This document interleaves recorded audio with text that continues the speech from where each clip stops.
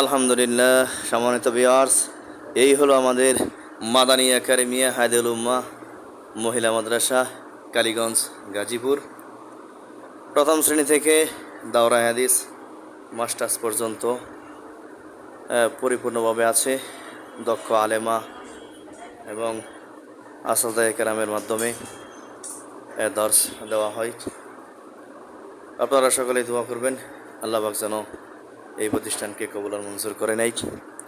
পরিচালনায় আছেন হযরত মাওলানা মুফতি হাবিবুল্লাহ সাহেব এবং আমরা যারা আছি আমরা সকলেই এই মাদ্রাসার জন্য দোয়া করব।